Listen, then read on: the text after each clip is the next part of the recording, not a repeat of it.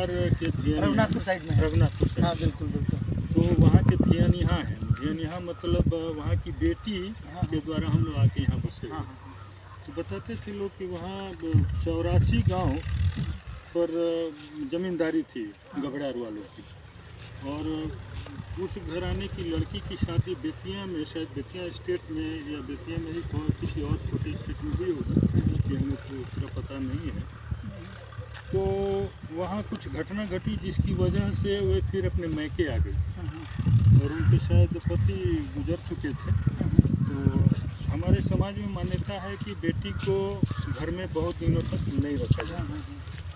तो इसको ध्यान में रखते हुए शिवपुर सकरा में उन्होंने घर बनाया और कुछ गांव खोंसा में देकर यहाँ फिर बसा दिया। तब से जमींदारी चलने लगी। ये भी सुना हो कि मैंने जब मैं होश संभाला तो जमींदारी की जब चर्चा हुई तो मैं तो सोचता था कि हम लोग कैसे जमींदार हैं कि अभी पूरा जीने के लिए संघर्ष कर रहे हैं। बिल्कुल। क्योंकि एक बाल अवस्था में इस तरह के प्रश्न आता था कि मैं तो राजा के घर से बिलोंग करता हूँ और स्थिति ऐसी है। हाँ। तो फिर मैं अपने से सोचा कि एक चीज़ देखा कि मेरे परिवार में एजुकेशन की कमी थी, शिक्षा। हाँ। और यहाँ पर जैसे हरिहर बाबू का घर, शेखर सिंह का घर है, इधर धर्मपुर में मुरली पांडे, ब्रिज कुमार पांडे, ये जमींदारों के नाम थे उस समय के। हाँ, उन लोगों की स्थिति हमारे घराने से बेहतर थी। तो मैं यही महसूस किया कि हमारे घर में एजुकेशन की कमी थी, जिसकी वजह से शायद हम लोग जमींदार घराने के होकर के भी और आज जीने के लिए संघर्ष कर। खैर, तो जब होश संभाला तो देखा कि उस समय की जो परिस्थितियाँ थीं, आज जो धान गेहूँ उपजाया जा रहा है और किसी के घर में अन्न की कमी नहीं है, कोई भूखों नहीं मर रहा है। लेकिन उस ज़माने में कोई अगर ज़मींदार फैमिली का भी है या मजदूर है, किसान मजदूर है, किसान है, मुझे लगता है कि 2-3% को छोड़कर बाकी 95-96% लोग संघर्ष ही कर रहे थे, जीने के लिए संघर्ष कर रहे थे। ये कब की बात है? ये मेरा जन्म तो 61 में हुआ, 53 के हिसाब से। हालांकि मेरे सर्टिफिकेट में 60 दर्ज है। हाँ, तो मैंने ये चीज़ें आपके मन में 70 के दशक में रही। हाँ, 70 के दशक में 7-8 साल तक तो सेंस अभी आपका बस वही 7-8 साल के बाद ही जो चीज़ें होती हैं, यानी 70 के दशक में आपका। हाँ, तो ये सारी चीज़ें आपके दिमाग में, सारी चीज़ें थी। एजुकेशन होना चाहिए फैमिली में। हाँ, वही जो है वो ऊपर ले जाएगा, वही ऊपर ले जाएगा और बिना एजुकेशन का सब कुछ मतलब शून्य।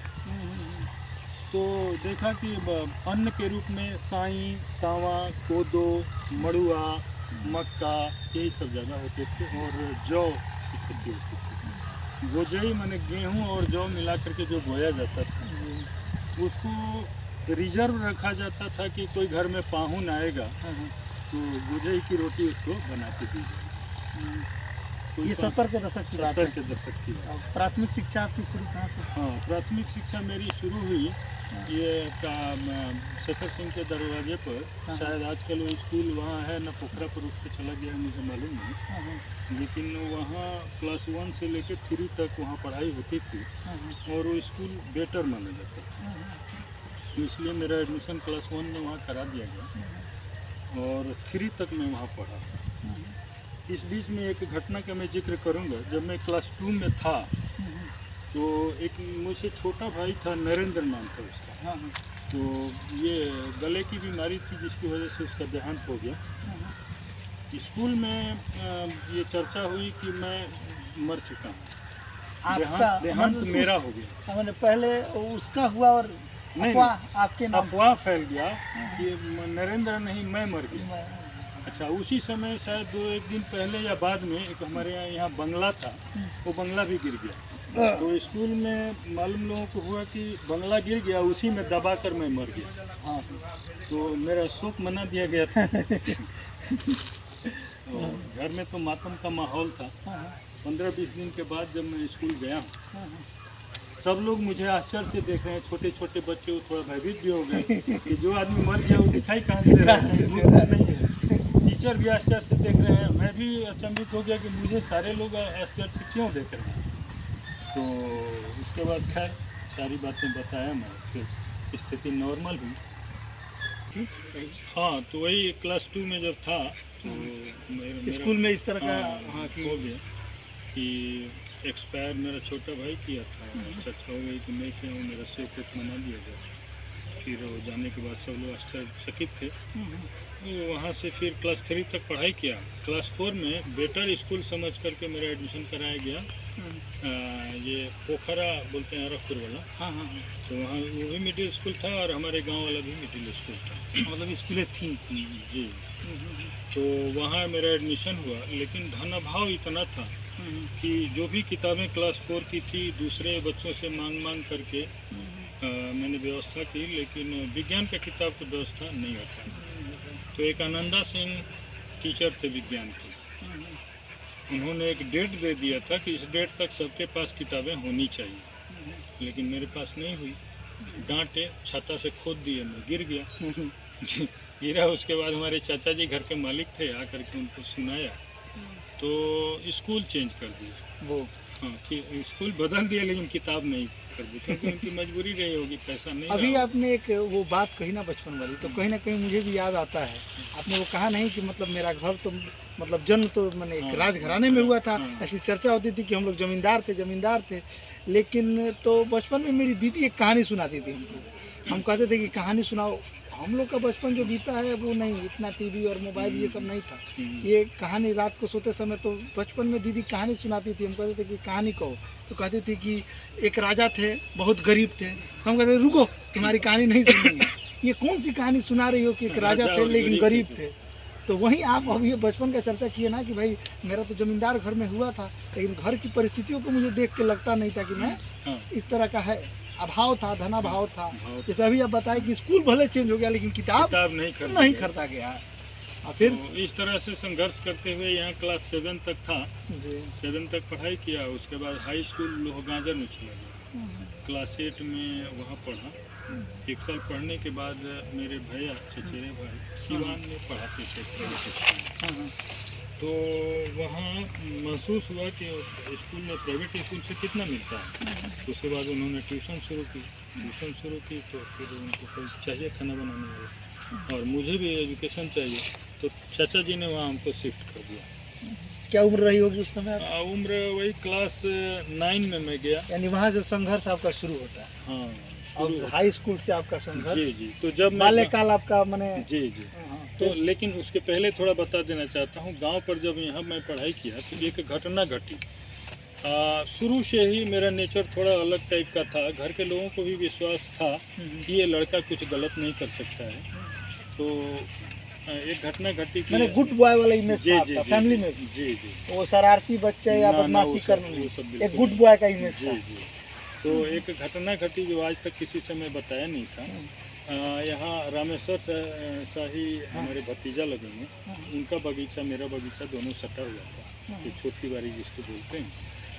तो उनका एक पेड़ था जो सड़क पर डाल लटका हुआ था, उसमें एक पीला सा आम था। देख के मुझे लालच आई, अब मैं उस पर पत्थर चलाने लगा। आम टूटा तो नहीं, लेकिन पत्थर चलाया था। आ करके उन्होंने अपने घर में कंप्लेन किया, उनके घर वाले हमारे घर में कंप्लेन किए। तो हमारे घर वाले पूछे, मार खाने के डर से मैं बोल दिया कि नहीं, मैं पत्थर नहीं चलाया हूँ, आम नहीं तोड़ा। और उनका कंप्लेन था कि आम इन्होंने तोड़ा है। तो अर्ध सत्य था, पत्थर तो चलाया था लेकिन आम टूटा नहीं था। लेकिन इस चीज़ को मैं छुपा दिया कि मैंने पत्थर नहीं चलाई है। घर के लोगों ने भी विश्वास कर लिया कि ये लड़का झूठ नहीं बोलता है, पत्थर नहीं चलाया होगा। लेकिन एक शब्द जो मैं झूठ बोला, वो मुझे लगता है महीनों वो मुझे ये शब्द सालते रहा, मैं झूठ क्यों बोला। हाँ, मैंने तो गार्जियन को देखा, अपराध बोध था मन में कि मुझसे अपराध हो गया। अपराध बोध मन में था कि अपराध हो गया। फिर सिवान हाँ, उसके बाद एक चीज़ और देखा करता था। मैं सोचा कि ये जात पात क्या है। उस समय आज उतनी छुआछूत नहीं है, उस समय था। हाँ, उस समय था। हम लोग जब हलवाहे को खाना ले जाते थे, सत्तू या जो भी हो, तो गमछा में सत्तू डाल करके ऊपर से हम लोग पानी गिराते थे, तो सान करके खाते। मेरे मन में हुआ कि हम लोग थाली में खाते हैं, ये गमछा में खाते हैं, ऐसा क्यों? गमछा में खाते थे? हाँ, हलवाहा तो गमछा में ही सानते थे। तो मेरे मन में हुआ कि ये भी मनुष्य है, मैं भी मनुष्य हूँ, सब कुछ सेम है, फिर छुआछूत वाली बात क्यों? तो मेरे मन में खटकता था।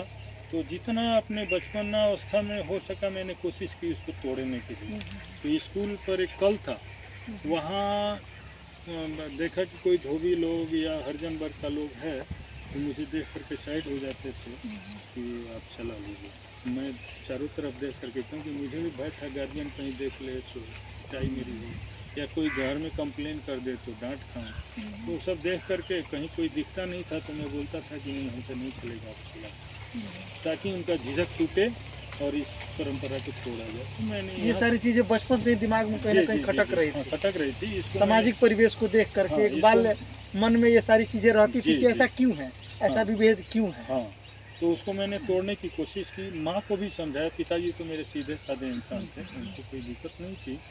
तो फिर धीरे धीरे धीरे धीरे घर वालों को भी इस लाइन पे लेके आया, कन्विंस करने में कन्विंस किया। हाँ, कि मैंने पहले तो वो लोग मन में का भाव नहीं जा रहा है, तो कोई अगर थाली में खा लिया तो उसको थोड़ा आग से जला के किए। बाद में धीरे धीरे मैं उनके दिमाग में ला दिया कि नहीं, वो भी इंसान है, हम भी इंसान हैं, और हमारा जूठन भी तो कोई घर वाला नहीं खाता है। तो थाली माजी जाती है, ठीक है, कोई अब हरिजन वर्ग का भी है तो खा लेगा, उसमें क्या है, और उसको माज दिया जाएगा, शुद्ध हो जाएगा। फिर गांव से आप जिला में शिफ्ट हुए? तो गांव से जिला में, बताइए। गांव से जब जिला में शिफ्ट हुआ तो क्लास 9 में वहाँ गया। एक ब्रज किशोर हाई स्कूल, हाँ बिल्कुल, श्रीनगर में। हाँ, तो वहाँ 1-1.5 महीना पढ़ा होऊंगा। तो उसके बाद मैं चला गया VMHE हाई स्कूल। तो मेरे अंदर वो जात पाती वाली बात थी नहीं, आज जो जैसा है। तो मतलब एक गांव का बच्चा जो एकदम बिल्कुल देहात का बच्चा टाउन में गया, तो सिवान उस समय भी तो टाउन रहा ही होगा क्योंकि जिला था, तो मतलब वहाँ का परिवेश में कैसे आप मतलब एडजस्ट हुए? हाँ, तो थोड़ा सा भिन्न तो लगता था कि जैसे बचपन से जब दार्जिलिंग गया तो वहाँ शिफ्ट होने पे जैसे यहाँ मतलब हिंदी या भोजपुरी बोली जाती है, वहाँ हिंदी और भोजपुरी का नामो निशान नहीं, लोग बंगाली नेपाली बोलते थे, तो बड़ा मतलब समय मुझे लगा और बड़ा धीरे धीरे मैं एडजस्ट हुआ। मेरे आप एक देहात के लड़के वहाँ टाउन में जाते ना, मेरे साथ दिक्कत इसलिए नहीं हुई कि भोजपुरी और हिंदी की बात थी। यहाँ तो बंगाली उड़िया ये सब है नहीं, हम लोगों को पढ़ाई जाती थी हिंदी में, मातृभाषा। आप समय से सेट हो गए? और हाई स्कूल तक? जी, वहाँ हाई स्कूल तक। तो फिर ब्रज किशोर से VMHE में गया। VMHE में चूँकि मैं लखनऊ गांव में रहता था, यादवों का गांव है, तो सारे बच्चे हमको यही समझते थे कि ये भी यादव है। तो मुझे कौन क्या समझता है, मुझे जात से मतलब था ही नहीं, इसलिए जो समझना है समझो। उसके बाद फिर वहाँ एडमिशन में डिले हो गया, देरी हो गई, नहीं हो पाया। तो गांव के पंडित जी थे कृष्ण कुमार पांडे, हाँ बिल्कुल जानता हूं, तो इस्लामिया हाई स्कूल में थे। हाँ। तो फिर वहाँ मैं चला गया और उनकी वजह से मेरा एडमिशन इस्लामिया हाई स्कूल में हो गया। तो वहाँ के बच्चे चूँकि पांडे जी के साथ में गया तो पंडित समझते थे।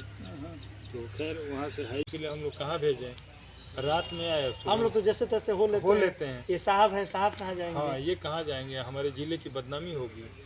तो फिर वो जो लेटरिन था 2 ठो, वहाँ लोग जाते हैं चले आते हैं। सोचा ये लोग कहाँ जा रहे हैं। तो वहीं गिरजानंदन सिंह लल्ली से हमको ज़्यादा पूछा, भैया आप लोग वहाँ क्या जा रहे हैं और आ रहे हैं? तो बोले अब भी जाइएगा, जाके थोड़ा देखिए क्या रहस्य। तो बोले कि नहीं, रहस्य बताऊँगा नहीं, जाके देखिए। मैं गया तो देखा कि लेटरिन का दरवाज़ा खुला हुआ है, पूरा ऊपर तक लेटरिन जाम है, तैर रहा है। देख करके आया तो बोले रहस्य देख लिए हैं? हाँ। तो वो थोड़ा मजाकिया भी थे। तो मैं बोला इसमें चिंता की क्या बात है? बोले चिंता की बात है ना, हम लोग तो कहीं बोतल सोतल या लोटा लेके चले जाते हैं, ये ससुर पटना से आए हैं, इनको कहाँ भेजेंगे?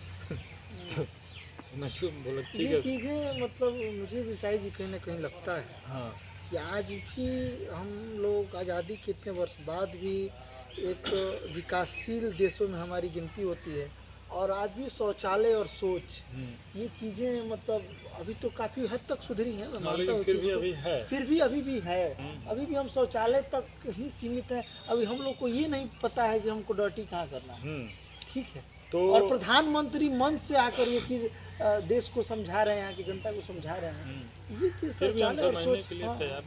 हाँ, फिर तो उस समय मैं 2 मिनट सोचा कि किया क्या जा सकता है। मैं सोचा कि अपना पैखाना आदमी साफ कर लेता है, वो भी तो पैखाना ही है, किसी और का ही है, तो हाँ, क्या हर्ज है, बिल्कुल। क्या साफ नहीं कर सकते हैं? मैं सोचा नहीं, प्रयास करता हूँ। तो मैं बोला भैया हमको 2 आदमी दे दीजिए बाल्टी के साथ, मैं कोशिश करता हूँ। बोले आप साफ कीजिएगा, क्यों नहीं करेंगे? तो थोड़ी सी खुशी हुई उनके मन में। तो उसके कोई है जो हाँ, उसके बाद कपड़ा चेंज किया, तौलिया लपेटा और मैं चला गया। एक डंडा कहीं से मिल गया, उसको खोद खोद करके उसके बाद बाल्टी से लोग पानी लाने लगे। थोड़ा खोद खोद के जगह, गंध तो खूब कर रहा था लेकिन कोई बात नहीं, मैं खोद के जगह बनाते गया। उसमें जब पानी धीरे धीरे पास करने लगा, करीब 20-25 मिनट, आधा घंटा लगा होगा, मैं दोनों पैखाना को साफ़ किया और रगड़ करके उसको। और उसके बाद तब तक वो पैखाना जाने के लिए बोल रहे हैं, हाँ थोड़ा 2 मिनट रुक। तो मैंने जब साफ़ हो गया तो उनको लोग भेजे।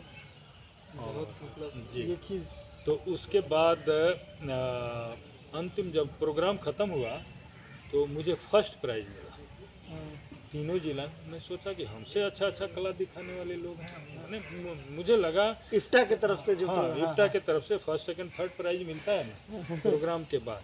तो मुझे लगा कि कुछ ये बाकी लोगों के साथ अन्याय तो नहीं हो रहा है, हमको क्यों दे रहा है लोग? हम तो बहुत बढ़िया प्रोग्राम किए नहीं, हमसे अच्छा लोग प्रोग्राम किए।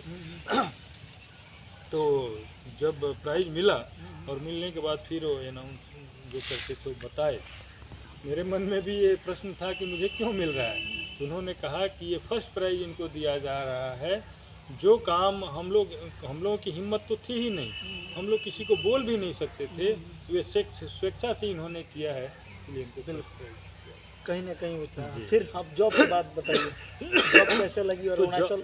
जी, तो जॉब में जब मैं गया, मैं नवोदय विद्यालय में मेरा सिलेक्शन हुआ।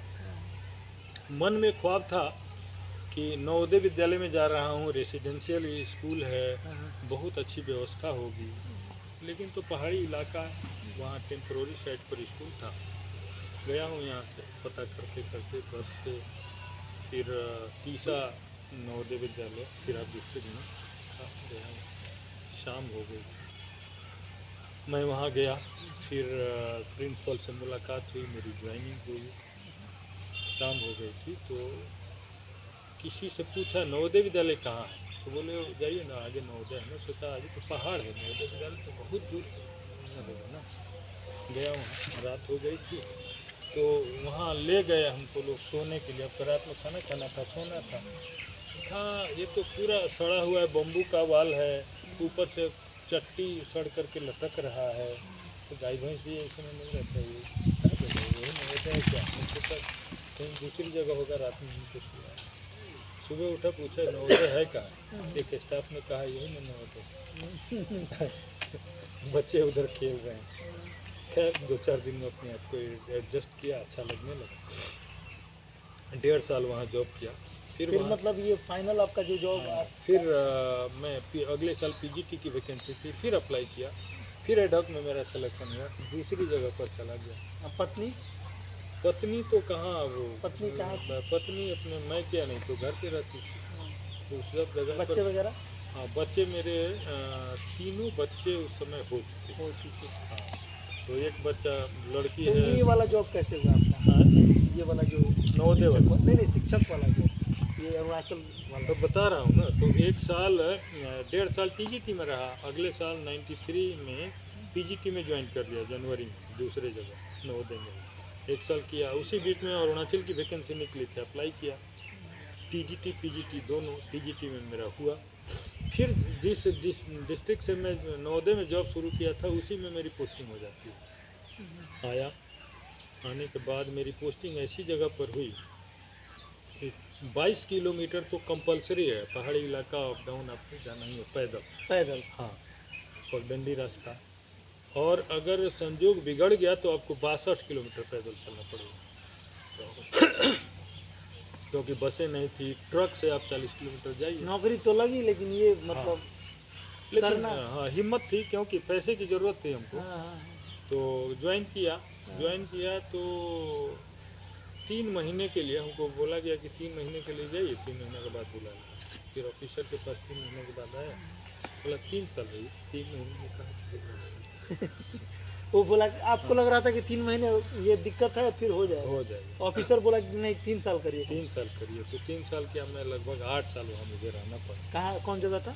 ये तिराप डिस्ट्रिक्ट में खानू एक जगह है, गांव का कौन सा नाम स्टेट है? ये अरुणाचल प्रदेश। हाँ हाँ। अरुणाचल में ही जहाँ नवोदय में ज्वाइन किया था, वहीं स्टेट गवर्नमेंट में, उसी डिस्ट्रिक्ट में स्टेट गवर्नमेंट में ज्वाइन किया। 8 साल वहाँ जॉब किया। तो कुछ दिनों तक तो मन फेडअप था, फिर मैं सोचा नहीं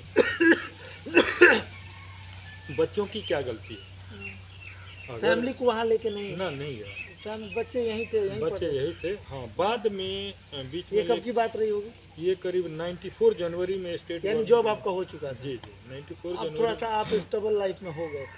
हाँ, स्टेबल हो गया था। तो 94 में ज्वाइन किया था।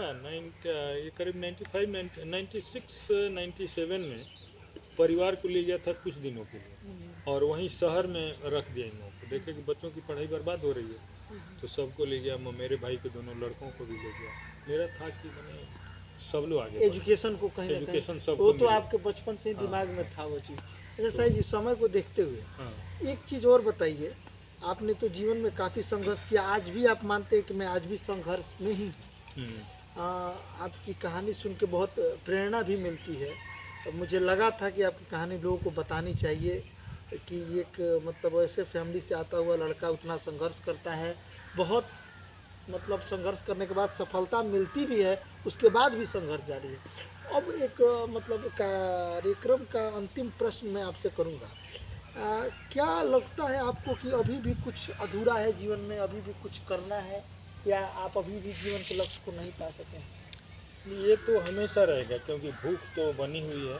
तो फिर भी एक कोई ऐसा, जैसे कि पहले आपने आपको स्टेबल करना था, परिवार में एजुकेशन का माहौल लाना था, घर बनाना था, ये सब, तो ये सारी चीज़ें धीरे धीरे संभल गई, लेकिन कोई ऐसी कसक अभी तक मन में है कि ना है? मेरे मन में है थोड़ी कि सी उसकी चर्चा 2 मिनट। धन संपत्ति तो अर्जित हम लोग कर रहे हैं। पहले धन का अभाव था, संस्कार था।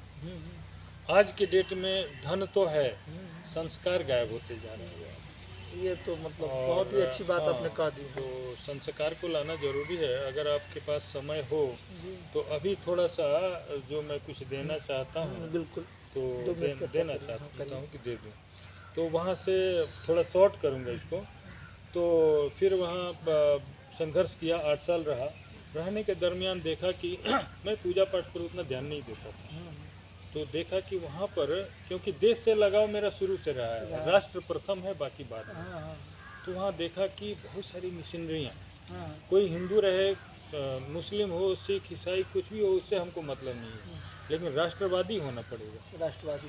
तो मैं देखा कि क्रिश्चियन मशीनरी आ करके और वहाँ लोगों को बरगला रहे हैं। अरुणाचल में तो गरीबी भी ज़्यादा थी। तो मैंने क्या किया कि 7-8 साल तक, जब तक वहाँ रहा, मैं दवा बांटने का काम किया।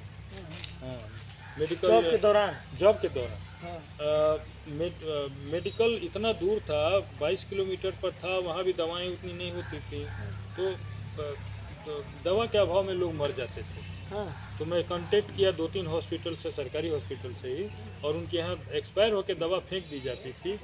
तो मैं वहाँ से दवा कलेक्ट कराता था अपने चौकीदार के द्वारा, और वो लिख देते थे कौन सी दवा किस बीमारी में किस एज के आदमी को कैसे देना है।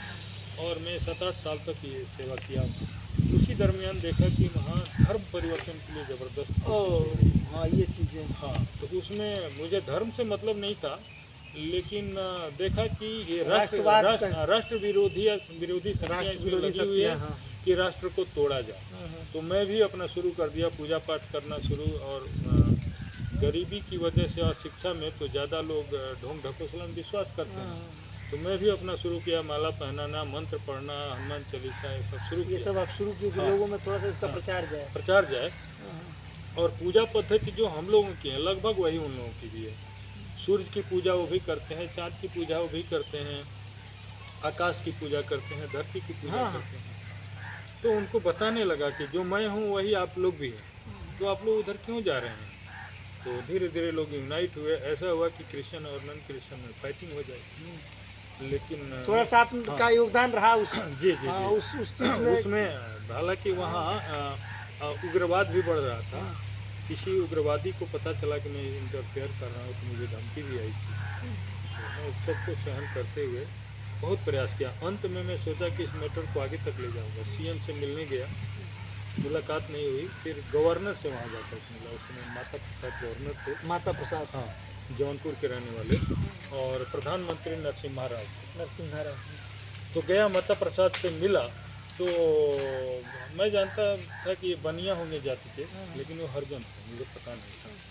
तो जब मैं गया हूँ, ये सारी बातें कहा हूँ, तो बोले कि एक बात बताइए, आपके हिंदू में ही इतना डिवीज़न है कि आप किसी हरिजन के साथ बैठ के आपको खाना खाने के लिए कहा जाए तो खा लेंगे? हमने कहा सब क्यों नहीं खाएंगे, वो भी इंसान है। और जहाँ पर मैं रह रहा हूँ, पानी के अभाव में इतनी गंदगी है कि हमको लोग 19 फेस्टिवल उस इलाके में था। हर फेस्टिवल में एक टीचर होने के नाते मुझे लोग इनवाइट करते हैं। पानी नहीं है, औरतें नाक से छिड़क करके इधर पहुँचती है, उसी हाथ से खाना देती है, मैं खा लेता हूँ। ये स्थिति तो हमारे यहाँ हरिजन की नहीं है ना। हमारे यहाँ हरिजन साफ सुथरा रहता है, घर की लिपाई करता है, तो मैं क्यों नहीं खा सकता? तो बोले हाँ, आपका विचार तो ठीक है, लेकिन आपका एक विचार ऐसा होने से नहीं होगा ना। हमारे समाज में वो पहले आपको जज करना चाहे। अंत में बोले कि देखिए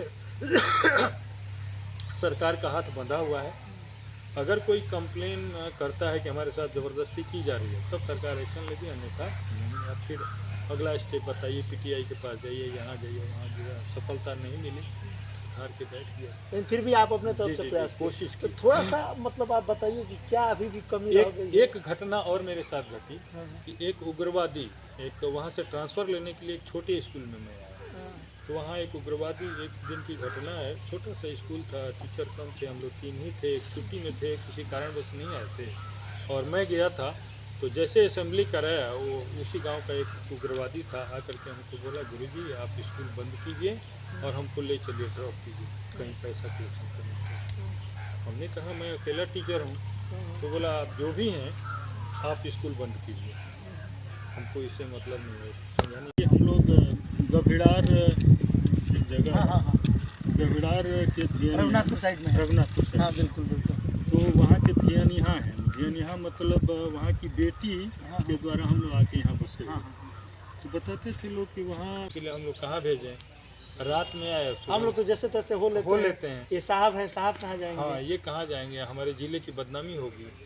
तो फिर वो जो लेटरिन था 2 ठो, वहाँ लोग जाते हैं चले आते हैं, जाते हैं चले आते हैं। सोचा ये लोग कहाँ जा रहे हैं, कहाँ जा रहे हैं। तो वहीं गिरजानंदन सिंह लली से हमको ज़्यादा पूछा, भैया आप लोग वहाँ क्या जा रहे हैं और आ रहे हैं?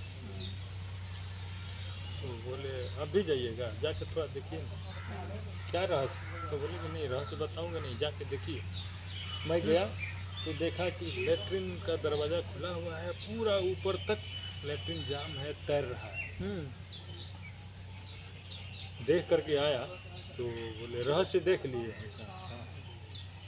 तो वो थोड़ा मजाकिया भी थे। तो मैं बोला इसमें चिंता की क्या बात है?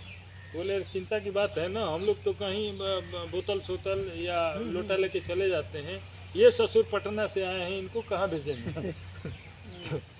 मैं बोला ठीक है। ये चीज़ें मतलब मुझे भी साई जी कहीं ना कहीं लगता है, हाँ, कि आज भी हम लोग आज़ादी के इतने वर्ष बाद भी एक विकासशील देशों में हमारी गिनती होती है, और आज भी शौचालय और सोच, ये चीज़ें मतलब अभी तो काफ़ी हद तक सुधरी हैं, मैं मानता हूँ, फिर भी अभी है, अभी भी है। अभी भी हम शौचालय तक ही सीमित हैं। अभी हम लोग को ये नहीं पता है कि हमको डर्टी कहाँ करना है। ठीक है, तो और प्रधानमंत्री मंच से आकर ये चीज़ देश को समझा रहे हैं, यहाँ की जनता को समझा रहे हैं, ये चीज़ शौचालय और सोच के लिए तैयार। हाँ, फिर तो उस समय मैं 2 मिनट सोचा कि किया क्या जा सकता है। मैं सोचा कि अपना पैखाना आदमी साफ कर लेता है, वो भी तो पैखाना नहीं है, किसी और का ये तो क्या हर्ज है, क्या साफ नहीं कर सकते हैं? सोचा नहीं, प्रयास करता हूँ। तो मैं बोला भैया हमको 2 आदमी दे दीजिए बाल्टी के साथ, मैं कोशिश करता हूँ। बोला साफ कीजिएगा, क्यों नहीं करें? तो थोड़ी सी खुशी हुई उनके मन में। उसके बाद कपड़ा चेंज किया, तौलिया लपेटा और मैं चला गया। एक डंडा कहीं से मिल गया, उसको खोद करके उसके बाद बाल्टी से लोग पानी लाने लगे।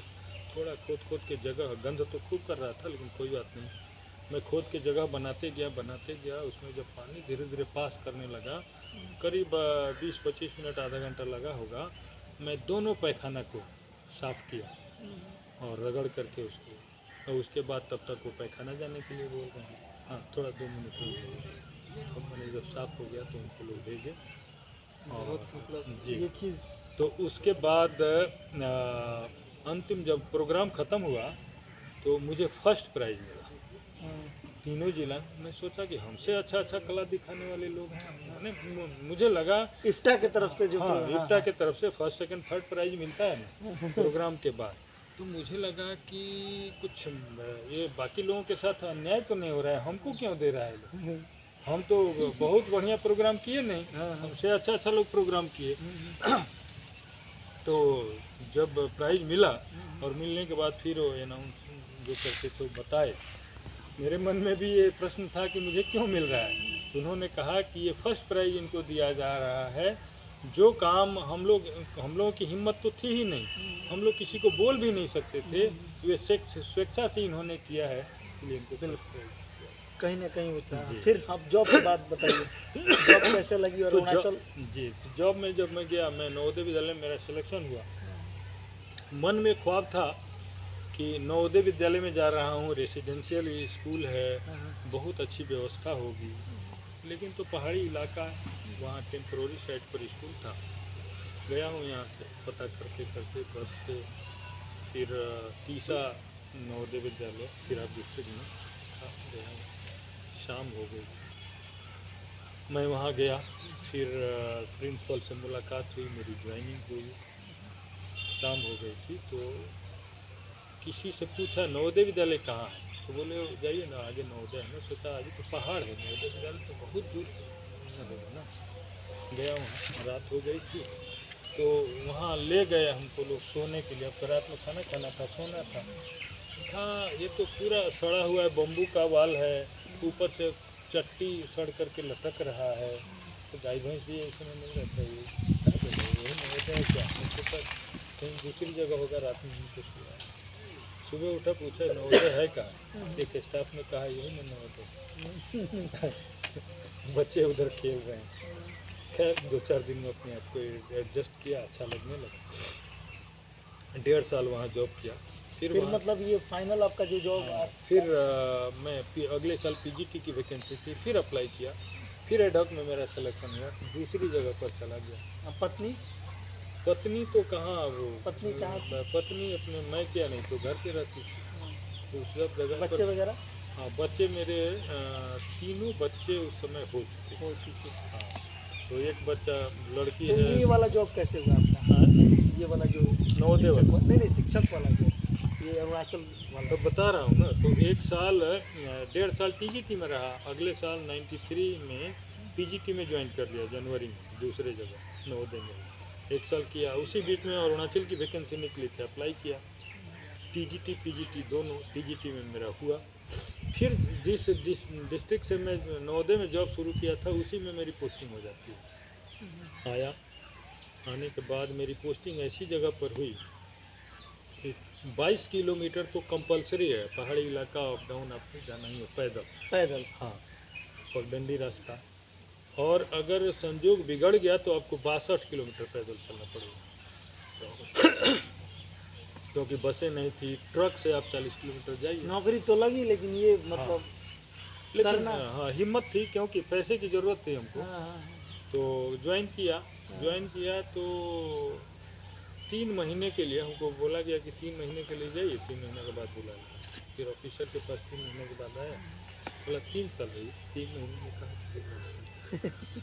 वो बोला कि आपको लग रहा था कि 3 महीने ये दिक्कत है, फिर हो जाएगा। ऑफिसर बोला कि नहीं 3 साल करिए। 3 साल करिए, तो 3 साल किया मैं, लगभग 8 साल वहाँ मुझे रहना पड़ा। कहाँ, कौन जगह था ये तिराप डिस्ट्रिक्ट में खानू एक जगह है, गाँव का नाम स्टेट है ये, अरुणाचल प्रदेश। हाँ हाँ, अरुणाचल में ही जहाँ नवोदय में ज्वाइन किया था, वहीं स्टेट गवर्नमेंट में, उसी डिस्ट्रिक्ट में स्टेट गवर्नमेंट में ज्वाइन किया। 8 साल वहाँ जॉब किया। तो कुछ दिनों तक तो मन फेडअप था, फिर मैं सोचा नहीं बच्चों की क्या गलती है, फैमिली को वहाँ लेके नहीं गया, बच्चे यहीं थे, बच्चे यही थे। हाँ, बाद में बीच में ये कब की बात रही होगी? ये करीब 94 जनवरी में स्टेट यानी जॉब आपका हो चुका था। जी जी 94 अब जनवरी। थोड़ा सा आप स्टेबल लाइफ में हो गए थे। हाँ स्टेबल हो गया था। तो 94 में ज्वाइन किया था। ये करीब 95 96 97 में परिवार को ले गया था कुछ दिनों के लिए, और वहीं शहर में रख दिया इन लोगों को। देखे कि बच्चों की पढ़ाई बर्बाद हो रही है, तो सबको ले गया। मेरे भाई के दोनों लड़कों को भी ले गया।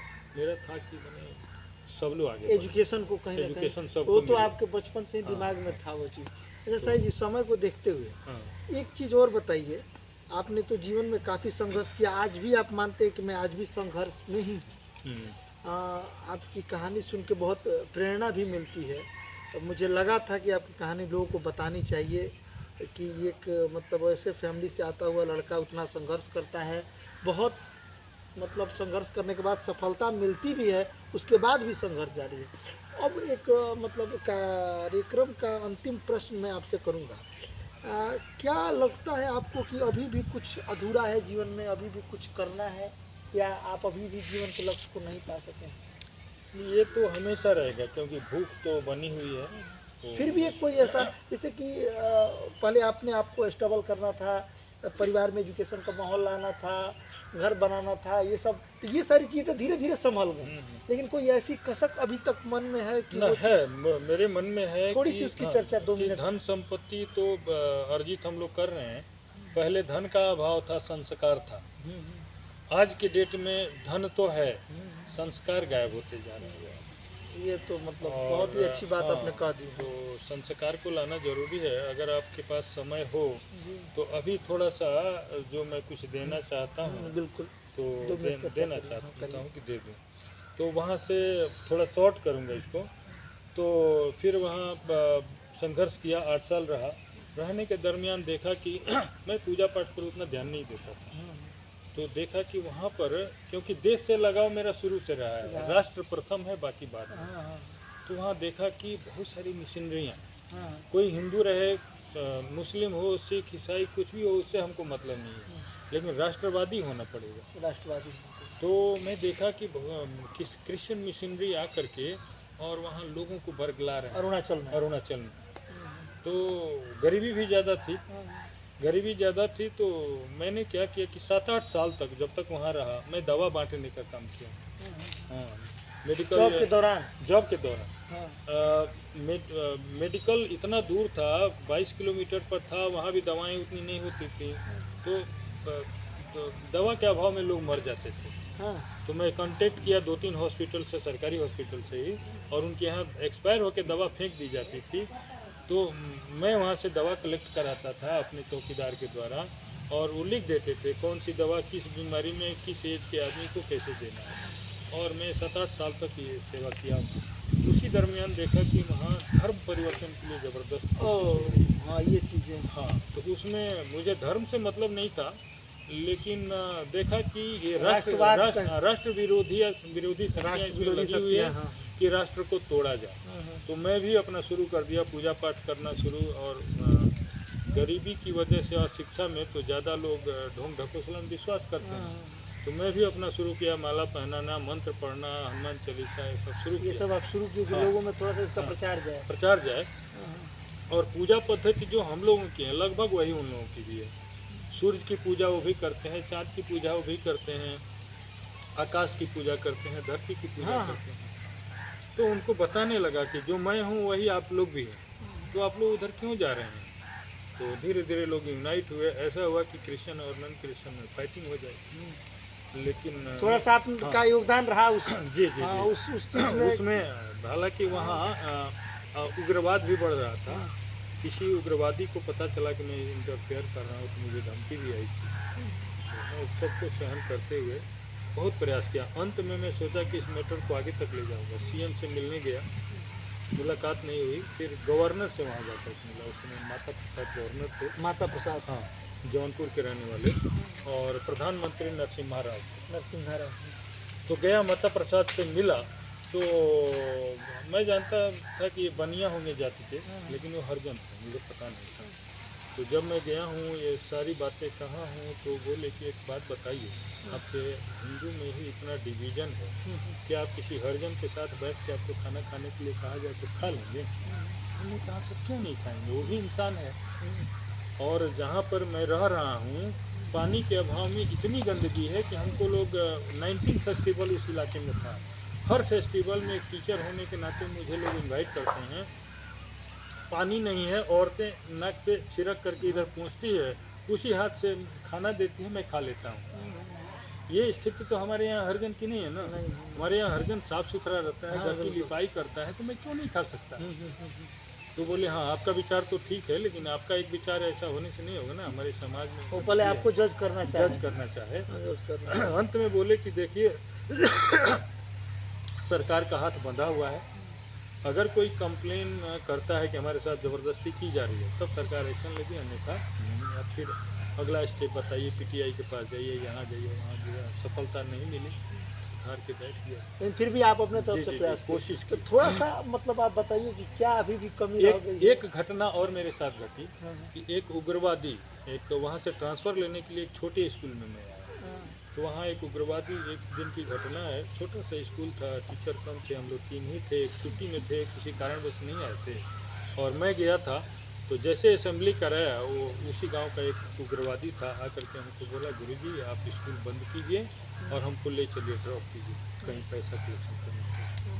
हमने कहा मैं अकेला टीचर हूँ, तो बोला आप जो भी हैं आप स्कूल बंद कीजिए, हमको इससे मतलब नहीं है, समझाने सज़ा में या कान पकड़ करके उठेंगे बैठेंगे। सोचा ये तो दुष्ट आदमी है, अब कोई डंडा तो मरेगा, तो मैं सोचा नहीं ठीक है, कान पकड़ के उठता बैठता हूँ, 5 बार उठना बैठा बैठ लिया, और बोला कि नहीं आपको छोड़ना ही पड़ेगा। बच्चे सब देख रहे हैं, उनके अंदर प्रतिक्रिया तो हो रही है लेकिन बोल नहीं सकते। तो मैं बोला कि नहीं आप, वो 2 थे, उन्होंने कहा रास्ता टूटी फूटी है तो मैं किसी एक को ही बैठाऊंगा, ऐसे गवर्नमेंट का रूल भी है कि आप बिना हेलमेट का नहीं चल सकते, बिना लाइसेंस का नहीं चल सकते, और आपके पीछे एक ही आदमी बैठेगा। तो जिद किया, मैं बोला कि नहीं ये नहीं हो सकता, तो उसको लेके गया, फिर दूसरा साथी उसका किसी और साधन से गया। मैं सोचा अंत तक इसको मोटिवेट करने की कोशिश करूँगा। तो 8 किलोमीटर का डिस्टेंस था शहर से, और उसका मैं धीरे धीरे चला रहा हूँ, वो बोल रहा है और तेज़ चलो, ना मेरा ये स्पीड। मैं तो उसको कन्विंस करना था, मैं उसको प्यार से समझाया कि देखो यार हम भी आए हैं, एक दिन चले जाएंगे, तुम भी एक दिन चले जाओगे, लेकिन थोड़ा सोचो ना, मैं टीचर बन के आया हूँ, मैं दूसरी जगह का हूँ, आखिर कुछ भी कर रहे हो, रहना तो तुमको इसी समाज में है। तो तुम्हारे गांव के अगर बच्चे मैं पढ़ाता हूँ, तुम्हारे गांव के बच्चे पढ़ते हैं तो क्या दिक्कत है, तुम भी शादी करते हो, अगर बाल बच्चे होते हैं किसी समाज में रहेंगे। तो ये सारी बातें उसके दिमाग में भरना धीरे धीरे माइंड वॉश उसके करने किया, और उस 8 किलोमीटर में कन्विंस हो गया। और जब उसको मैं उतार दिया शहर में, मैं बोला एक काम करो, कल मुझे कब आना है तुमको छोड़ने के लिए, स्कूल से क्या मतलब है, हमारी ड्यूटी लगाओ, हम छोड़ देंगे। बोला नहीं गुरुजी हमसे गलती हो गई, आइंदे से आप तो आज के युवाओं को क्या संदेश देंगे आप चाहिए? फिर एक घटना घटी, 3 बच्चे ऐसे थे जो आतंकवादी बनने वाले थे। हाँ, वो आप बता रहे थे। मुझे पता चला तो मैं आर्मी ऑफिसर से मिल के, क्योंकि समाज का काम करना है, स्वार्थ नहीं है तो आप किसी से मिल सकते हैं। ये सामाजिक सुधार में भी आपका योगदान था कि 3 बच्चे जो तो मैं मिला और बताया कि आप अगर अपने तरफ नहीं खींचेंगे तो आतंकवादी बन जाएंगे। उन्होंने उसकी व्यवस्था बनाई, उनको दौड़ाया धुपाया, ट्रेंड किया और फौज में भर्ती कर लिया। एक टीचर जो बना वो भी आतंकवादी बनने वाला था, जब आतंकवादी बनने वाला था, जिसको आप मोटिवेट किए। ऑफिसर से मिले, डिप्टी डायरेक्टर से, पांडे जी थे यहाँ के, बोले मैं तो अब जा रहा हूँ। तो अगला एक डिप्टी डायरेक्टर है आपका हैदराबाद के, उनको मैं बताया, बोले मिस्टर शाही उसको गलत रास्ते नहीं जाना है, जाने देना कोई उपाय किया। फिर जब वैकेंसी निकली टीचर बन गया, बहुत मुझे तसल्ली मिली। बहुत अच्छा योगदान आपका रहा है समाज, और आपकी कहानी हम चाहते थे कि लोगों को सुनाएं। आज के हमारे मेहमान थे लल्लन प्रसाद शाही, ये अरुणाचल प्रदेश में शिक्षक रहे हैं, अभी रिटायर होकर गांव आए हैं, और इनकी कहानी से मैं 2 लाइन ये कहना चाहूँगा हमारे दर्शकों को कि देखिए ईश्वर का दिया हुआ कुछ अल्प नहीं होता, ईश्वर का दिया हुआ कुछ अल्प नहीं होता, जो बीच में छूट जाए वो संकल्प नहीं होता।